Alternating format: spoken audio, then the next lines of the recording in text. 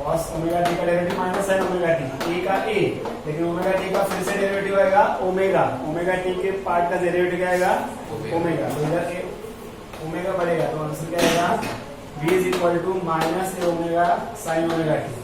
Similarly acceleration क्या हो जाएगा, एक्सेलरेशन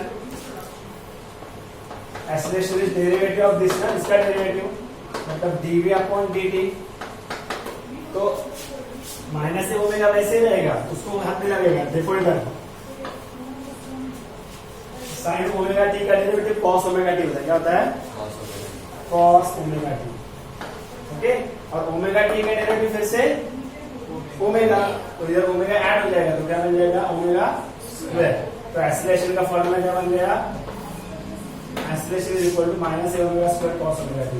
x क्या बन गया, x is equal to a cos omega t, v क्या बन गया माइनस ए omega sin omega t, acceleration क्या बन गया माइनस ए omega square cos omega t. मैंने समझा। अभी इसमें इसके वैल्यूज तो पुट करना पड़ेगा ना, टेबल आप बना सकते हो क्या, ये वैल्यू चेंज नहीं होगा, ये वैल्यू सेम रहेगा, हम लोग ने ये प्रूफ दिया, ये वैल्यूज, ये जो वैल्यूज है ना ऊपर के दोनों के वो फिक्स रहते हैं, उसके हिसाब से एक्स वी एंड एक्सेलरेशन का वैल्यू चेंज होगा। एक एग्जांपल देता हूं मैं, जीरो पे ओमेगा टी जीरो रहेगा तो डिस्प्लेसमेंट कितना आएगा cos जीरो इज 1 ना, तो x इज इक्वल टू आएगा 1। अभी मैं ऐसे जाता हूँ, वेलोसिटी क्या आएगा ओमेगा टी इज 0 तो sin जीरो इज 0 तो वेलोसिटी क्या आएगा 0। एक्सेलरेशन इधर 0, cos जीरो इज 1 ना, तो बचेगा कौन, इधर क्या आएगा माइनस, समझा। अभी इधर पाई बाय टू मतलब इधर पाई बाय टू आएगा x के लिए, cos pi by two is 0, cos 90 is what 0, ये पूरा टर्म क्या बन जाएगा 0, x is equal to 0। v के लिए देखो sin 90 ना, अभी sin 90 कितना होता है 1 होता है, sin 90 कितना होता है 1, तो sin 90 1, लेकिन ये माइनस से होगा, इधर क्या आएगा, उसके बाद cos 90 इज 0, cos 90 इज ये पूरा टर्म क्या बन जाएगा 0। बाकी टेबल फिलअप कर सकते हो आप, ट्राई करो, चलो फिलअप करो। हेडिंग क्या देना अभी, when HSM starts at extreme position, when HSM starts at extreme position, ऐसे हेडिंग दे दो, ठीक है। अभी जो अपने एक्स वी एंड एक्सेलरेशन के जो ग्राफ निकाले है for motion start at extreme position, t is equal to 0 मतलब start, x is equal to plus minus a मतलब स्टार्टिंग फ्रॉम एक्सट्रीम पोजीशन। उसके लिए जो अपने ग्राफ निकाले उसका कंक्लूजन क्या क्या है देखो। सबसे पहले क्या है कंक्लूजन, तीनों कर्व जो है x का कैसे मिला, x का स्टार्ट इधर से हुआ है, कौन से पॉइंट से स्टार्ट हुआ है x का, इधर से ना, ऐसे है ना x का, v का कैसे है 0 से ना, ऐसे है देखो, एंड ए का कैसे है एक्सेलरेशन का इधर से, राइट। तो इससे पता चलता है कि ये तीनों जो कर्व है X V and A acceleration के, तीनों curve periodic function of time है, टाइम के हिसाब से वो रिपीट हो रहे हैं ना, ये देखो ये पार्ट हुआ फिर से ये पार्ट हुआ, ये पार्ट कंप्लीट हुआ फिर से ये पार्ट कंप्लीट हुआ, मतलब रिपीट हो रहा है, ये पार्ट कंप्लीट हुआ फिर से ये पार्ट हुआ, तो ये तीनों कर्व किसके हिसाब से चल रहे हैं, टाइम के हिसाब से पीरियोडिक मोशन बता रहे हैं, ठीक है। तो ये पहला कंक्लूजन है। Next conclusion, X and acceleration X and V में पाई बाय 2 का फेज डिफरेंस है। देखो अगर ये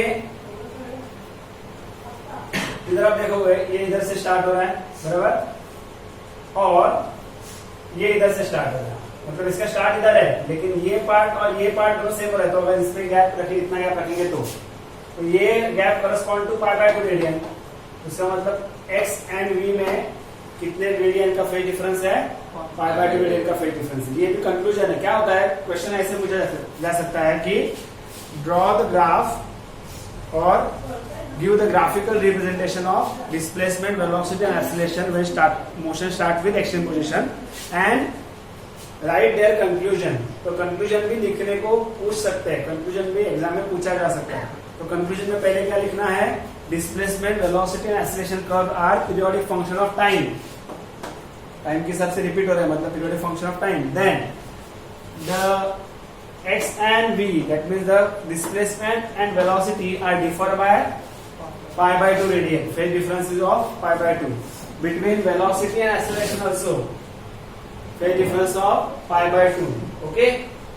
क्योंकि ये ऐसे जा रहा है ना और ये ऐसे जा रहा है, तो ये पार्ट और ये पार्ट सेम है, लेकिन गैप इतने का है ना, इसको अगर हटा देते हैं तो ये सेम हो जाएगा ना। तो v एंड a में कितने का फेज डिफरेंस है, पाई बाय 2।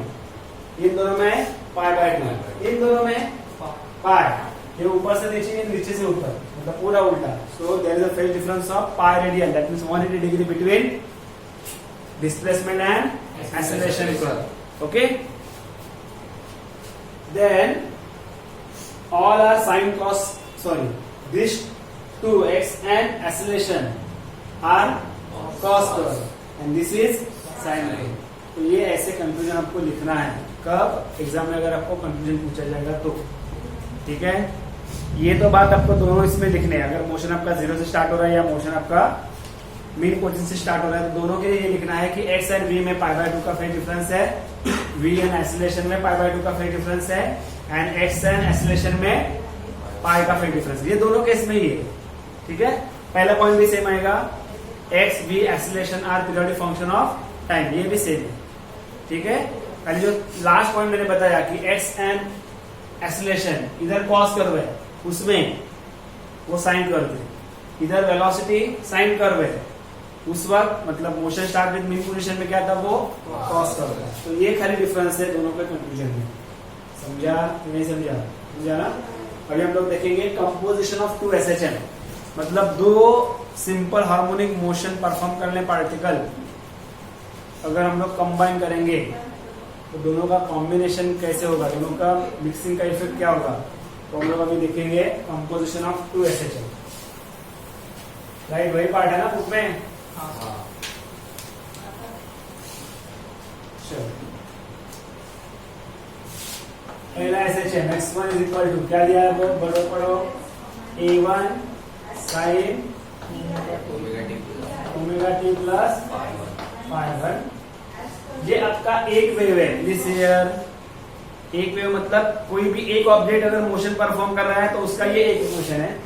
अभी दूसरा SHM, एक SHM मतलब एक मोशन, वैसे ही दूसरा SHM है जिसका डिस्प्लेसमेंट कितना है, h2, उसका फॉर्मूला, उसका इक्वेशन है a2 sin omega T plus phi. ये एक SHM समझ में आ रहा है ना, सिंपल हार्मोनिक मोशन। तो ये एक पार्टिकल ये SHM परफॉर्म कर रहा है, दूसरा पार्टिकल ये SHM परफॉर्म कर रहा है, उसमें a1 a2 are amplitudes. Amplitude म्हणजे काय, maximum displacement from the mean position. Mean position से ज्यादा कितना ऊपर या ज्यादा से ज्यादा कितना नीचे जा सकते हैं, उसको क्या बोलते हैं, एम्पलीट्यूड। तो a1 इस मोशन का एम्पलीट्यूड है, a2 इस मोशन का एम्पलीट्यूड है, φ1 इस मोशन का इनिशियल फेज एंगल है, φ2 इसके मोशन का इनिशियल फेज एंगल है। समझा? लेकिन दोनों मोशन अगर कंबाइन हो गए, इमेजिन करो कि दो पार्टिकल है जो SHM परफॉर्म कर रहा है, दोनों क्या हो रहा है, कंबाइन हो रहा है, या दो वेव्स आ रहे हैं, दोनों वेव्स, ये समझो एक वेव का इक्वेशन है, ये दूसरे वेव का इक्वेशन है, दोनों वेव्स अगर कंबाइन होते हैं तो कंबाइन होते वक्त जिस पॉइंट पे वो कंबाइन हो गया मीडियम पे, तो वो पॉइंट का नेचर कैसे रहेगा, वो पॉइंट का मोशन SHM है क्या, ये कुछ क्वेश्चंस है। समझा मैं क्या बोल रहा हूँ? दो SHM किधर कंबाइन हो रहा है, जिस पॉइंट पे वो कंबाइन हो रहा है उस पॉइंट का भी कुछ मोशन परफॉर्म होगा ना, तो वो मोशन भी SHM है क्या, वो हम लोग को क्वेश्चन मार के वो सॉल्व करना। ठीक है, तो देखते हैं, according to principle of superposition of wave the combined effect will be what, addition of this two. Principle of superposition of wave क्या बोलता है, अगर दो वेव हैविंग दो डिफरेंट डिस्प्लेसमेंट, एक का x1 एक का x2 है, दोनों मीडियम के एक पॉइंट पे सेम टाइम पे अराइव हो रहे हैं, तो दोनों का मिलके इफेक्ट जो होता है वो x, वो कितना आएगा, दोनों के सिंगल या इंडिविजुअल डिस्प्लेसमेंट का एडिशन। ये जो रूल मैंने बताया वो क्या है, principal of superposition of wave. आप लोगों से सिंपल एडिशन तो है, एडिशन ये अलजेब्रा में लगता है, लेकिन वेव में ऐसे एडिशन होगा क्या, वो उस लॉ से पता चलता है कि ऐसे एडिशन होता है किसमें, वेव में। क्योंकि ये जो इक्वेशन है वो मैंने एडिशन मतलब अलजेब्रिक एडिशन नहीं लिखा है, ये मैंने principle of superposition of wave use करके लिखा है कि total displacement is equal to what, x1 plus x2। तो व्हाट इज x1,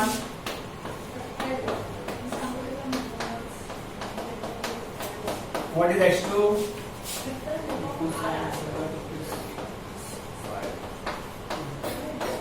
अभी क्या करेंगे देखो, हम लोग के पास एक फॉर्मूला है sine a plus B is equal to sine a cos b plus cos a sine b, है कि नहीं फॉर्मूला ऐसा।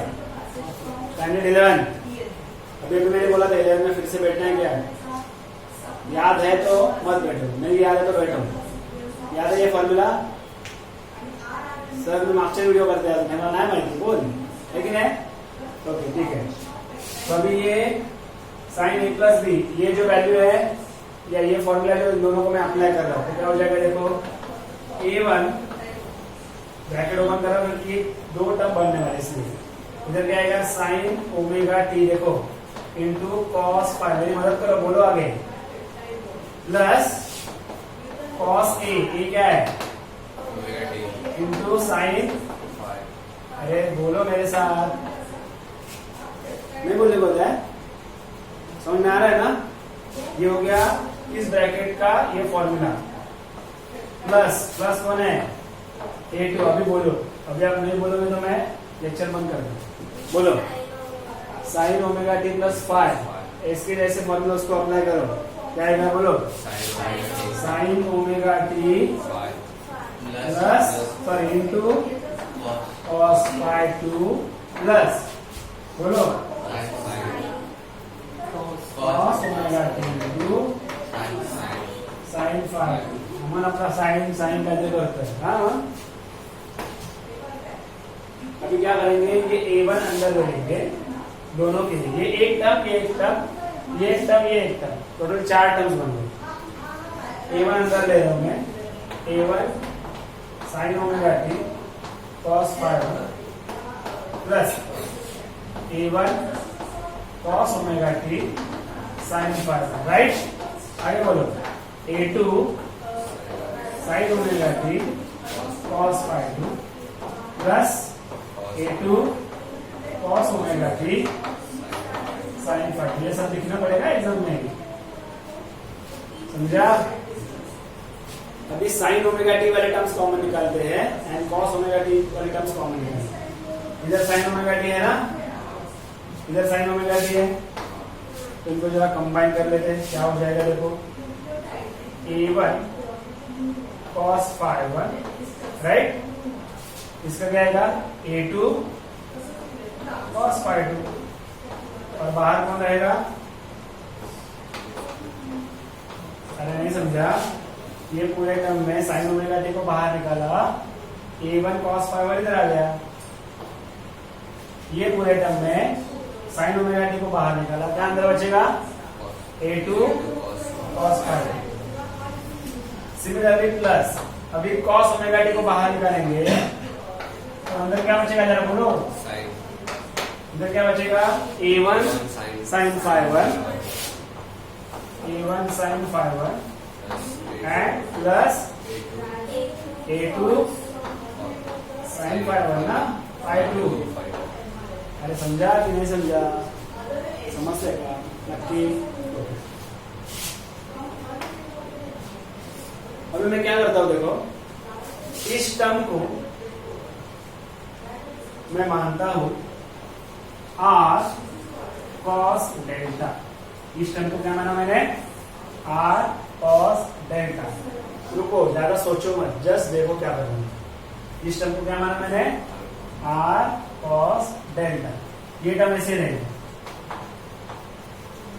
प्लस इस टर्म को देखो a1 एंड साइन है ना, a1 and sine a2 and sine, इस टर्म को मानता हूं मैं r साइन डेल्टा, क्या मानता हूं r साइन डेल्टा।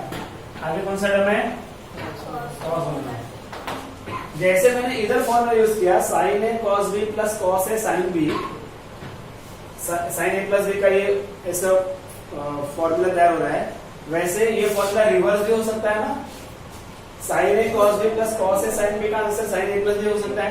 तो वैसे इधर एप्लीकेशन हो रहा है, देखो sine omega T cos delta sine a cos b cos omega T sine delta cos a sine B.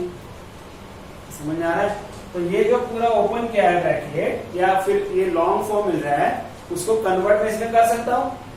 तो वो क्या आ जाएगा, देखो r को कॉमन निकाल लेंगे तो इधर क्या आ जाएगा, r कॉमन, अंदर क्या बचेगा sine omega T plus delta, right ना, sine omega T cos delta cos omega T sine delta sine a cos b cos a sine b का आंसर होता है साइन ए प्लस बी। इधर answer क्या आएगा sine omega T plus delta. ये मेरा x है ना, लेफ्ट में कौन है x है ना। तो ये जो मुझे मिला है उसमें भी एक r टर्म है जैसे इसमें a टर्म था, उसमें भी साइन ओमेगा टी है जैसे इधर साइन ओमेगा टी था, उसमें भी इधर डेल्टा है जैसे इधर फाई 1 था। तो इसका स्ट्रक्चर और इसका स्ट्रक्चर सेम है और ये स्ट्रक्चर एसएचएम का ही है। एसएचएम का सिंपल डिस्प्लेसमेंट यही है ना, तो उसके जैसे ही ना ये। तो दो एसएचएम ऐड करने के बाद जो रिजल्टन मिला वो भी क्या है, एसएचएम ही है ना, क्योंकि उसका डिस्प्लेसमेंट का फॉर्मूला कौन से फॉर्म में आ गया, x is equal to distance into sine omega T plus some angle. इसका मतलब जो इफेक्टिव मिला वो भी क्या है, सो परफॉर्मिंग व्हाट, क्या परफॉर्म कर रहे हो, लीनियर एसएचएम। ओके, अभी बात आती है इसमें जैसे ये A1 क्या था, एम्पलीट्यूड था, इधर A2 क्या था, एम्पलीट्यूड था, वैसे इधर R क्या है, एम्पलीट्यूड है। लेकिन ये कौन सा एम्पलीट्यूड, दो वेव के एम्पलीट्यूड को कंबाइन करके होने वाला है, समझा। जैसे इधर फाई 1 था फाई 2 था इनिशियल फेज एंगल, वैसे इधर डेल्टा है, तो डेल्टा क्या है, दो वेव कंबाइन होने के बाद जो फेज एंगल तैयार होगा वो आपका डेल्टा है, समझा। लेकिन उसके वैल्यू जो है आर एंड डेल्टा के हम लोग को इधर से मानना है, क्योंकि हम लोग ने इसको आर माना है, इसको आर साइन डेल्टा माना है। तो इधर जो है ना इंपॉर्टेंट स्टेप्स हमने किए, ठीक है। Just write down this heading क्या आएगा, मैं बोलो, मैं हेडिंग क्या आएगा, composition of two SHM।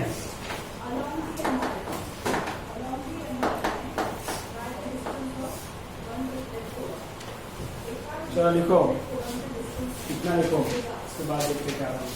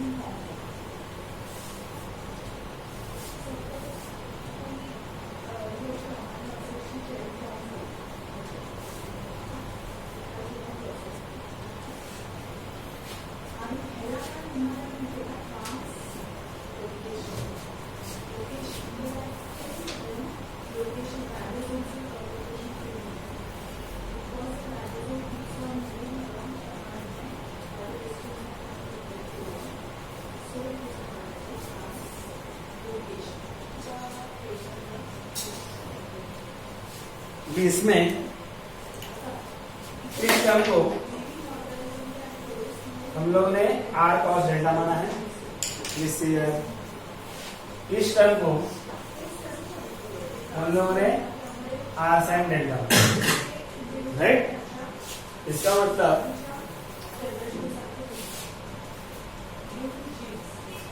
r cos delta is how much,